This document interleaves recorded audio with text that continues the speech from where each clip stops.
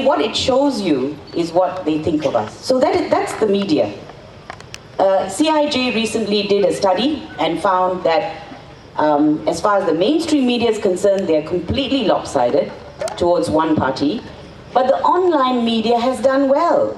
They were found to give equal coverage. So congratulations to our online media. And it is because of our online media that we have got information. Information that has made a difference in the way that we think, in the choices that we are going to make. And quite honestly, Siva talked about the wave in the various places that he has been to. I've seen it. I've seen it. I've seen people coming out. I can tell you, they're not afraid anymore. Malaysians are not afraid anymore. Well, I can see that here. They're not afraid anymore. And that's the difference. That's the difference between Malaysia of yesterday and the Malaysia of today. And which is why when people say, we don't need change, because change can bring, you know, uncertainty or instability. Well, our response should be, sorry, we've already changed. We're different now. We know better. So change is coming, for sure. It's coming on the 5th of May.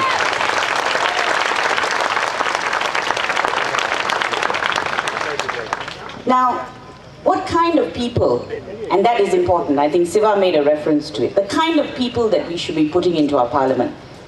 I went to parliament once when the PSC report was being presented. And there, I saw our parliamentarians in action. I can tell you it is the most embarrassing thing to see. And there were school children there who came to see excitedly how our august house performs. And my goodness, they performed like performing monkeys. Sorry. But it was so embarrassing to see the way they argue, what they say. So what I say, look, we are the gatekeepers of our parliament. We decide who comes through that door. For goodness sake, keep these clowns outside our parliament. And one of them, well, racists. I think Siva made reference to them. But there are many racists. Please make sure we do not let them through the door. They may say sorry. You may forgive them. You may pray for them. You may kiss them. Actually, maybe not. But don't vote for them. Racists don't change. And how do you apologize? What kind of apology is that? I'm sorry, I hate you? Is that an apology? So don't be fooled by apologies, please. And certainly not just before polling day. So those are the kind of people you want to keep out of our parliament. You want to keep out sexists. Are there women here? Lots of women here? Don't underestimate the woman's vote. Don't underestimate them. They are going to make the difference. You know why? Well, it's not just the women actually. Parents. Parents who are voting. This time you're voting for your children.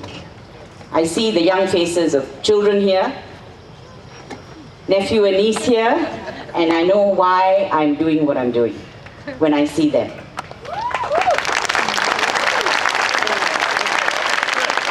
I know why it is critical that each one of us, when we vote, we appreciate that we're not voting for the candidate.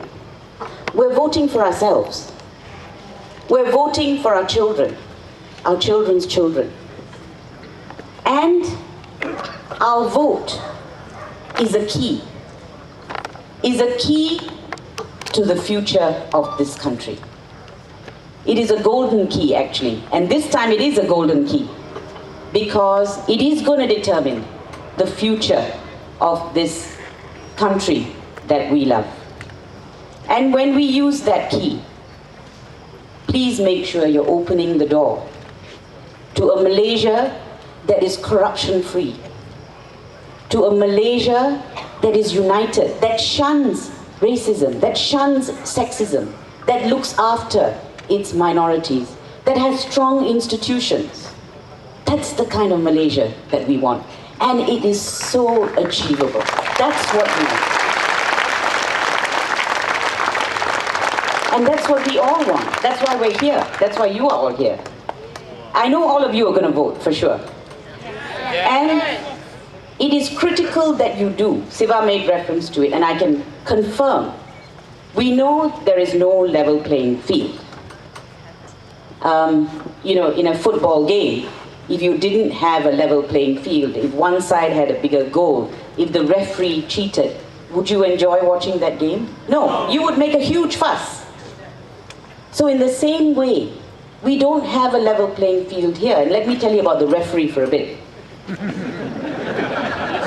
When I went to Seramban recently to give a talk in a church hall, actually, it wasn't even in the church, it was a church hall. I arrived there, I was supposed to speak at 11, I arrived there, and suddenly this EC officer comes rushing up to me and says, "You are not allowed to make political speeches." So I said, "I beg your pardon, why not?" "Cannot, because of the place, the this, the that. If you do, we'll charge you." So I said, "Go ahead and charge me, but under what?" And he said, 27 of the Election Offences Act. So I said, "I'm not a candidate." Did you work that one out? They came all the way to stop me from speaking without realizing I'm not a candidate. They have the candidates list, but they still didn't realize I was not a candidate. So I said, "On what basis?" But they sat there and they were watching me. So I said, "Okay lah, tak apalah. Terima kasih sebab datang. We're very glad you're doing your job. I don't mind you watching me, I have no problem. Tetapi tolonglah sikit lah. Boleh tak you go and siasat mana-mana calon, yang memberi rasuah. Please lah, boleh tak? Please go and catch those who are bribing voters, and let me tell you, we have evidence on film that they're doing it. Okay? Many of you have seen it. Corruption to the core in the way they're carrying out their campaigns. There is intimidation that is going on. We know civil servants are being threatened. Are there civil servants here? Well, it's okay if you don't want to put your hands up. We understand. But they threaten the civil servants, and you'll be surprised how many civil servants believe they will lose their job if they vote against the government. And I'm here to assure them, they cannot know how you voted. They will not be able to ascertain how you voted. Your vote is secret. Of course, the Election Commission says that. You may not want to believe them, but I'm saying it too. And I'll tell you why. Because when you go in to the polling station, you will now realize that the clerks concerned, okay, the first clerk may have a writing instrument. They don't have a writing instrument. The only way they can track how you vote is by writing on the counterfoil.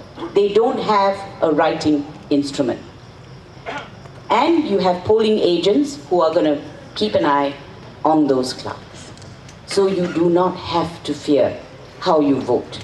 I know there are civil servants who tell me, "Oh, I'm civil servant, I'll have to vote this way, but my wife is not, so she'll vote the other side." So, but never fear. They have no right to put fear in you.